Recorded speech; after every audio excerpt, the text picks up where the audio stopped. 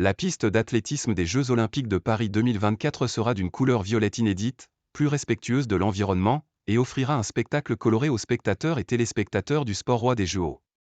C'est ce qu'assure l'entreprise italienne Mondo, qui finalise le revêtement qui sera installé au Stade de France le mois prochain.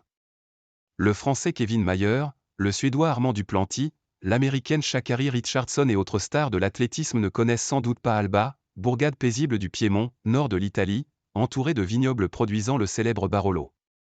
C'est là qu'est installée Mondo, entreprise familiale devenue référence mondiale des revêtements et équipements sportifs, notamment en athlétisme. Notre histoire olympique a commencé en 1976 à Montréal, à Paris, ce sera nos 13e JO, savoure Maurizio Stropiana, vice-président de la division sport de Mondo et fils de l'un des deux fondateurs. Derrière lui, dans une longue et imposante ligne de production, des techniciens supervisent la fabrication de la Mondo Track EB, la dernière née du groupe qui, du 1er au 11 août, sera la piste pour 46 des 48 épreuves d'athlétisme des JO 2024, les marathons étant disputés en intégralité sur route dans un aller-retour entre Paris et Versailles. Et même ceux qui découvrent le complexe processus de fabrication d'une piste d'athlétisme sont frappés par une particularité de la Mondo Track EB, sa couleur. Violet plutôt qu'ocre. Plutôt que l'ocre, ou terracotta dans le jargon des équipementiers, traditionnellement utilisé pour les épreuves d'athlétisme, les organisateurs parisiens ont opté pour le violet, du jamais vu dans l'histoire olympique.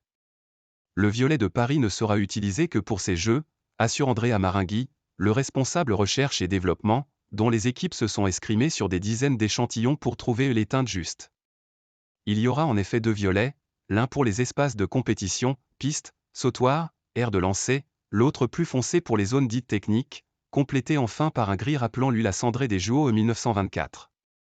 Notre volonté était d'avoir une couleur originale, assume depuis Paris Alain Blondel, le responsable des épreuves d'athlétisme et de para-athlétisme au sein de Paris 2024.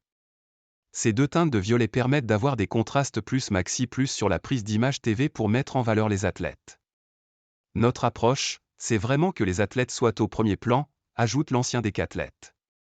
Alors que la future piste parisienne d'une superficie de 21 000 m², stade d'entraînement et aire d'échauffement inclus, est conditionnée dans d'imposants rouleaux d'une largeur d'1,50 m pour être expédiée à Paris, Giorgio Le Sage détaille la composition de la piste, faite de caoutchouc naturel, caoutchouc synthétique, composés minéraux, pigments et additifs.